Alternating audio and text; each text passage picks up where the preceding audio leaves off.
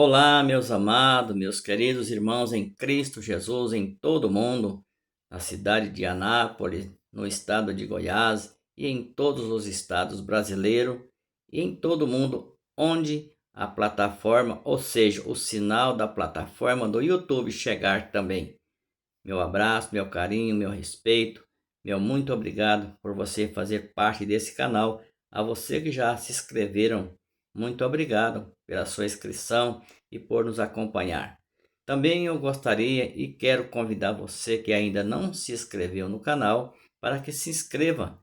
Deixe o seu like, clique no sininho para que você receba o aviso da plataforma do YouTube todas as vezes que tiver uma nova mensagem no ar para a nossa meditação. Hoje eu quero comentar com você sobre a volta de Jesus. Isso mesmo. Tem sido falado muito.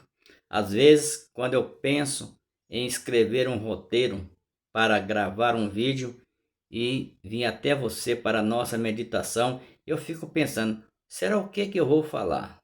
Aí eu começo a pesquisar tanto nos canais do YouTube quanto nas redes sociais, as demais redes sociais, e vejo aí uma avalanche de anúncios da volta de Jesus. Então, se eu não falar, os outros vão falar. Eu mudar de assunto, mudar de mensagem, isso não vai surgir muito efeito, não tem nada a ver. Se eu não falar, os outros falam. Então, vamos falar. Eu vou falar e os outros falam da maneira que eles desejarem também. Pois bem, a anunciada volta de Jesus. Essa é a estratégica marqueteira da religião para segurar o povo, hein? Para colocar o povo quietinho no lugarzinho onde eles querem que o povo fique. É para segurar, porque aí começam aí as homilias dele dizendo: e se Jesus voltar e você não estiver na igreja? E se Jesus voltar e você estiver desviado? E se Jesus voltar e se você não estiver em comunhão? Será que, mesmo que Jesus disse que ele não sabia nem o dia e nem a hora, os líderes religiosos e a turma da religião afirma que se Jesus só vai levar aqueles que estiverem na igreja? Será que vão reunir todos? Será que vai ser igual uma caravana, né? Que eles tanto gostam de fazer, né? Eles gostam de fazer caravana, né? Será que vão marcar o dia da caravana e Jesus vai voltar para buscar a caravana e vão sair todos da porta do templo a reunir para poder subir, né? Veja que delírio, hein? Mas é isso. E comunhão para eles tem que estar lendo a cartilha deles e fazendo o dever de casa corretinho, segundo a instituição religiosa, seus conceitos, seus RIs, porque se não estiver fazendo tudo correto conforme o script da convenção, não está salvo. Veja só que bola de neve que esse povo arrumaram. E o pior, eu fico pensando, um dia passei por lá. Eu fico com pena dessas pessoas que ainda estão lá, e frequentam esses lugares e acreditam nessas mensagens infundadas. Que Jesus vai voltar, que se não tiver na igreja, Jesus não vai levar. Se não tiver participando ativamente das suas cerimônias, não está em comunhão. E eles até usam, né? Aquele versículo lá de Mateus 18, se eu não me falha a memória, que diz assim, olha, o que for ligado na terra será ligado no céu, hein? Isso dá a entender que se o líder ligar a pessoa, mandar ligar a pessoa lá em cima, aí Jesus vai ligar. Se ele desligar, Jesus também desliga. Entenderam? Pois bem, querido. Só que até hoje existem tantos teólogos no meio deles, né? Eles gostam de se aparecer, falar aquelas palavras polidas, bonitas, com aquela linguística polida, né? Para impressionar a mente das pessoas. Só que uma coisa que eles nunca conseguiram fazer no curso de teologia deles e nem colocar em prática na homilia deles é o tempo verbal de texto. Não, o tempo verbal de texto mesmo, isso aí. Eles nunca conseguiram aprender isso. Eles aplicam todo o conteúdo bíblico como fosse uma receita de bolo. Uma receita de bolo, para nós entendermos melhor, eu vou fazer aqui agora rapidamente uma receita de bolo. Eu vou fazer a receita de um pudim. E vou publicar essa receita de pudim para vocês, tá bom? Daqui a 1000 anos, se alguém visualizar essa receita de pudim no YouTube ou em outras redes sociais, visar aquela receita de pudim e fizer o pudim com todos os ingredientes que eu coloquei na receita, vai sair um pudim. Continua o pudim. Assim é a religião. Eles pegam tudo como se fosse uma receita de bolo e aplicam literalmente. Eu sempre gosto de colocar aqui nas minhas mensagens, na minha conversa, no meu bate-papo que eu tenho aqui com vocês, Mateus 19, 21. Faço um desafio, né? Aí os missionários, bispo, apóstolo, pastores, padres, papa, essa turma aí, né? Da religião. Que são tudo iguais, só mudam do lugar geográfico, mas é tudo igual. Apenas fala de maneira diferente para poder manipular a mente tanto dos que estão do lado 1 quanto aqueles que estão do lado 2. Mas é tudo igual.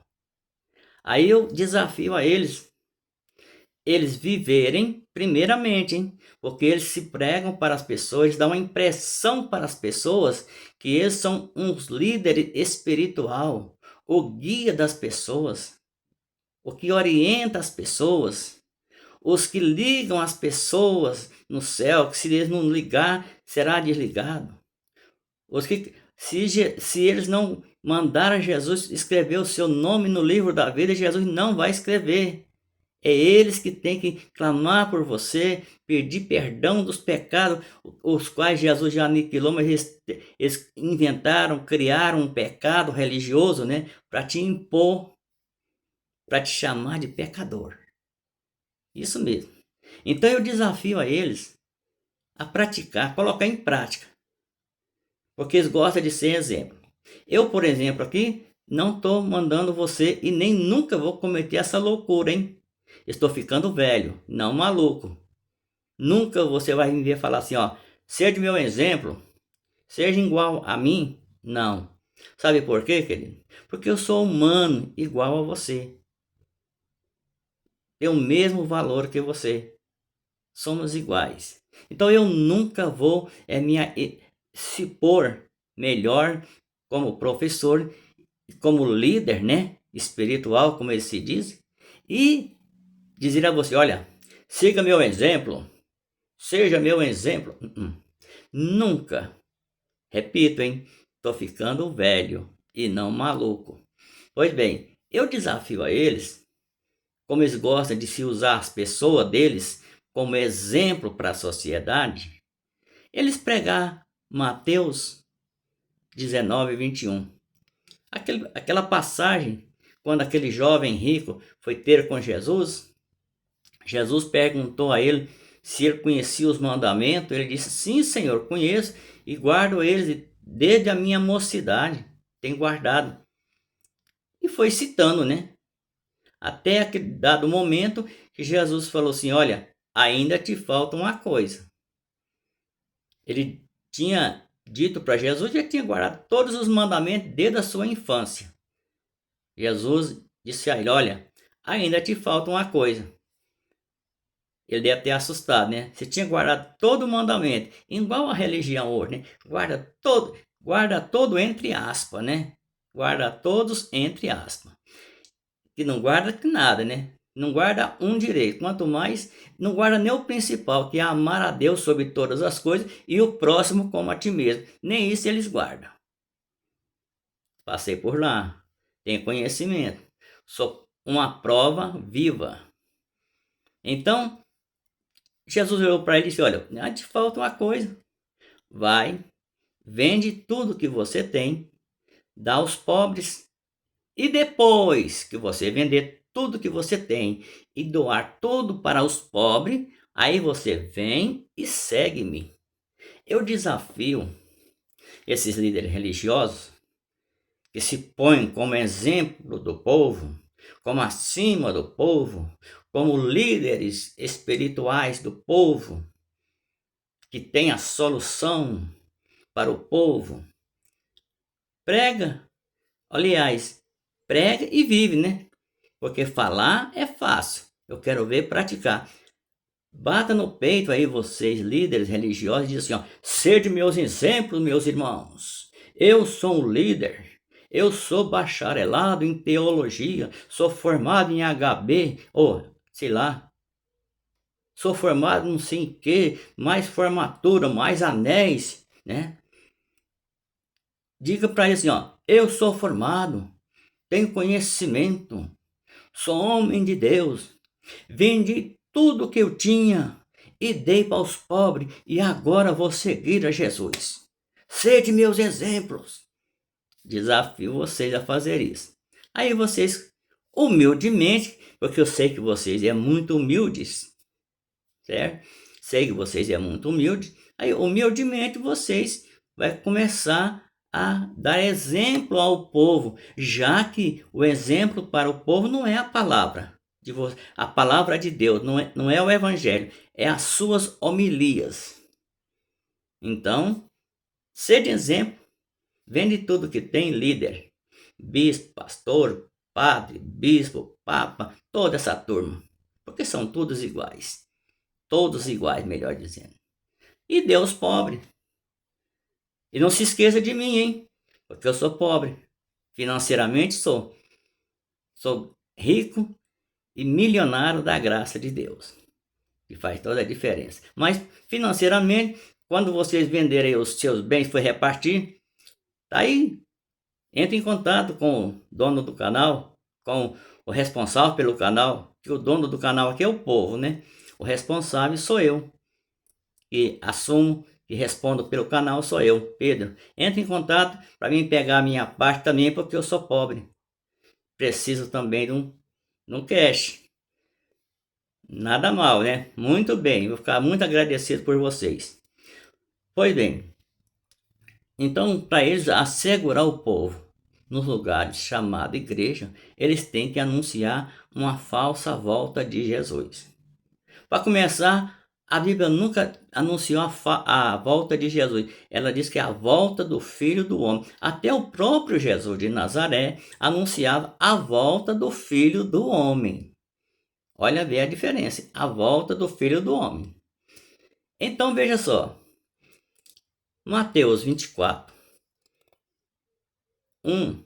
Quando Jesus ia saindo do templo com os discípulos mostraram a formosura do templo. E Jesus, no versículo 2, ele disse: olha aí, não vejo toda essa formosura do templo de vocês, essa catedral, né? A catedral, o templo do Salomão, né? Que era o templo do Salomão, o verdadeiro, né? Não esse falso que existe aí hoje, porque não existe mais. Tudo isso não vai ficar pedra sobre pedra que não sejam derrubados. Vai vir tudo abaixo. Vai destruir, vai ser destruído, vai se acabar. E lá no verso 34, ele disse: olha, não passará esta geração. Aí é que entra a falta de um pouquinho de humildade dos teólogos, né? Que nunca aprenderam o que é tempo verbal do texto. Nunca aprenderam o que é tempo verbal de texto. Porque Mateus escreveu, porque não foi Jesus, né? Foi Mateus que é o autor do livro histórico dele, que não passaria aquela geração. Essa que eles estavam presentes. Quando ele diga esta, Mateus não está vivo hoje para dizer esta geração agora, para você entender melhor. Mateus não está no nosso meio para ele dizer, ele escreveu e dizia, olha, o irmão Mateus escreveu e disse que esta geração do século 21. Não, ele não estava presente. Ele escreveu esta da geração dele, aquela geração que ele estava presente. E Jesus disse que não passará esta geração sem que tudo isso aconteça. E mais, ainda disse, passará os céus, passará a terra, mas as minhas palavras não passarão. E aí? Por que eles não assumem essa verdade? Porque não podem assumir a verdade, porque se estabeleceram em cima do engano. Desde 1910, aqui no Brasil principalmente, estabeleceram em cima do engano, visando lucro, visando status, visando a fama, visando luxo. Isso. A luxúria, o engano, o patrimônio, né? Visando patrimônios. E coloca patrimônio nisso, hein? Então, já estabeleceram em cima do engano desde 1910 e vive aí anunciando ainda hoje esta falsa volta de Jesus. Porque é falsa. Porque diz a palavra que não passaria aquela geração sem que tudo aquilo acontecesse. E Jesus é isso, passa os céus e a terra, mas as minhas palavras não passarão. E aí? Você fica com Jesus ou vai ficar com a filosofia e os sofismas da religião de hoje? E aí, Jesus voltou. No ano 70, no ano mais ou menos de 69, 68, começou a grande tribulação. E até o ano 70, quando Jerusalém foi invadida pelo exército romano sob o comando do general Tito, que incendiou o templo em Jerusalém, derrubaram o templo do Salomão, né, daquela época, foi o único também, não existe outro. Existe outro aí chamado, mas é pirata, não tem nada a ver uma coisa com a outra. É falso, não é verdadeiro, porque a Bíblia não cita dois templos. A Bíblia só cita dois templos no seguinte, quando cita a lei como um templo e segundo o segundo templo como Cristo. Aí é outra coisa, não é templo físico. Não é templo de 4 paredes. Aí, quando em 70, Jerusalém foi invadida pelo exército romano, sob o comando do general Tito, destruíram o templo de Jerusalém, cumprindo-se a profecia do Senhor Jesus, a previsão que ele fez em Mateus 24:2, que não ficaria pedra sobre pedra que não fosse derrubada, veio tudo abaixo. Foi tudo abaixo, não veio, nem foi, melhor dizendo, desculpa. Foi tudo abaixo, foi destruído, Jerusalém foi incendiada, o exército romano, sob o comando do general Tito, pegaram os judeus, levaram a cativeiro para a Babilônia. Olha, você vê que diferença, e tudo já se cumpriu. E eles anunciando. Aí nas redes sociais tá cheio de placas, cheio de cartazes dizendo, ó, Jesus vai voltar, prepara. Preparar o quê? Preparar o quê? Se Jesus já voltou. E se ele fosse voltar ainda, nós teríamos que preparar o quê? Aí eles colocam uma frase no ar, uma interrogação no ar, sem explicação, sem a resposta. Prepara-te. Prepara o quê? Porque para mim fazer uma carteira de motorista, eu tenho que me preparar. Ler aquele livrinho, né? Da regra do trânsito, né? Do Detran. Eu tenho que preparar, aprender a dirigir, eu tenho que ler, eu tenho que passar por uma prova do Detran. E assim você sabe como é que é o processo de uma carteira CNH, de uma carteira de habilitação. Então, prepara para fazer a prova do Detran. O que eu vou fazer? Vou ler. Vou pesquisar, vou ler, vou aprender, vou frequentar o cursinho teórico, né? da autoescola para aprender como eu vou fazer a prova do Detran. E se Jesus voltasse, né, hoje, eu preparar o quê? Aí pergunta ele, preparar o quê? O que eu tenho de preparar? Aí eu sei, até alguns é espertinho, né? Você tem que voltar para a igreja, tem que entrar em comunhão, tem que ir em comunhão com Jesus. Que você, como?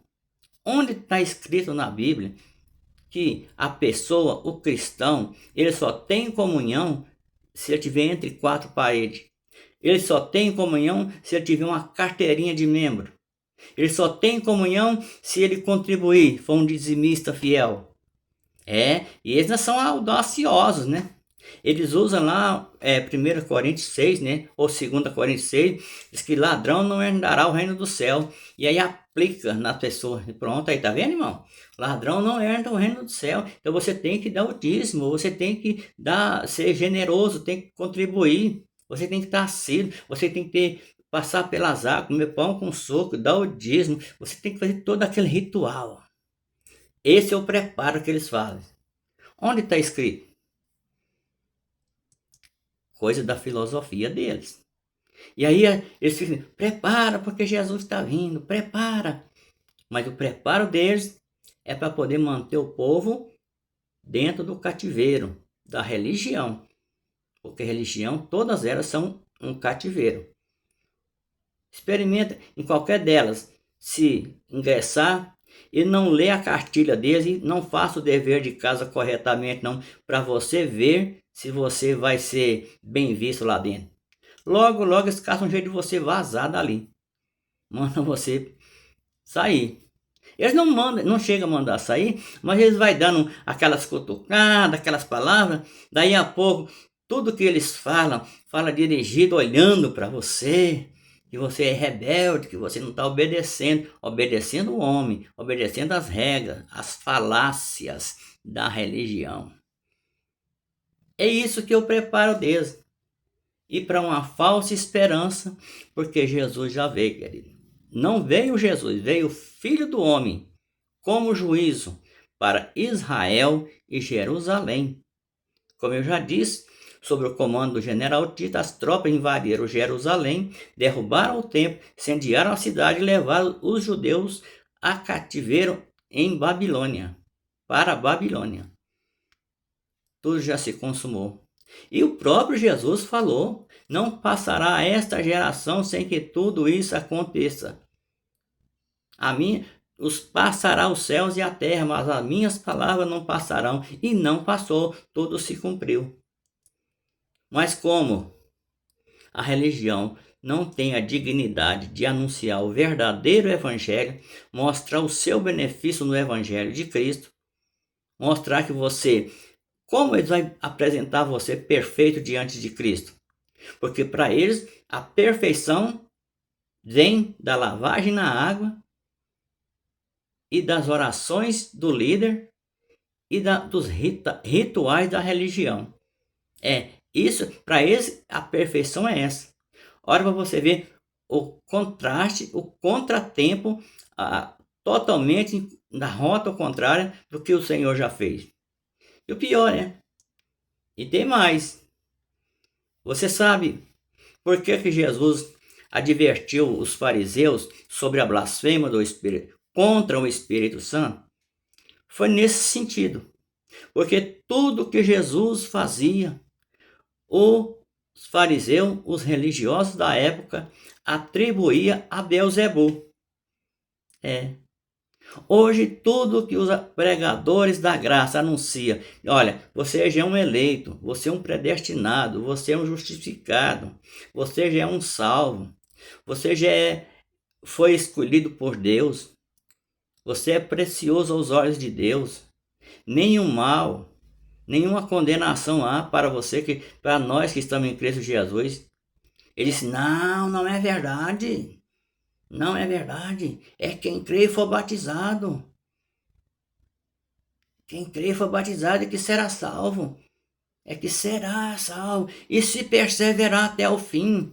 Eles tiram um contexto que não tem nada a ver com a salvação, com a que Cristo realizou, por mim e por você. Aliás, o que ele nos escolheu, né? Ele já nos escolheu antes da fundação do mundo. Os salvos foi escolhido antes da fundação do mundo, mas eles não concordam com isso. Salvos para ele tem que aceitar o Jesus deles, que não é o Jesus oficial da Bíblia, aceitar o Jesus deles, andar conforme a regra do Jesus deles, da religião, da convenção, do clero, para você ser salvo. Estão blasfemando também contra o Espírito Santo. Por quê? Quem inspirou a palavra? O Espírito Santo. E foi nessa aí que Jesus disse, olha, para os fariseus, para os religiosos da época, vocês estão blasfemando. Todo pecado que vocês fizerem será perdoado, mas a blasfêmia contra o Espírito Santo não tem perdão. Viu aí a situação que essa turma está? Porque eles criaram uma falsa salvação para o homem. Um falso caminho para o homem, atribuindo tudo o que o homem fizer e por obras que o homem fizer, e não pela graça. Porque a salvação, a palavra de Deus deixa bem claro, é pela graça, não é por obras e nem por perseverança. Viu aí? Então, no mesmo sentido, porque tudo que a graça diz hoje, os pregadores da graça afirmam, mostram para a pessoa, não é ensinando, é mostrando, está escrito, para todo mundo ver e entender, desde a criancinha até o mais antigo, entender que a salvação é pela graça. O Senhor já escolheu desde a fundação do mundo, predestinou, elegeu, purificou, santificou, selou com teu Santo Espírito e está prontinho para um dia receber o corpo celestial, o qual Cristo preparou, conforme 2 Coríntios 15, 49. Mas aí eles não conformam, eles têm que pregar a salvação deles e dizer que o evangelho da graça, que os pregadores da graça, o que eles pregam é falso, é heresias. E aí?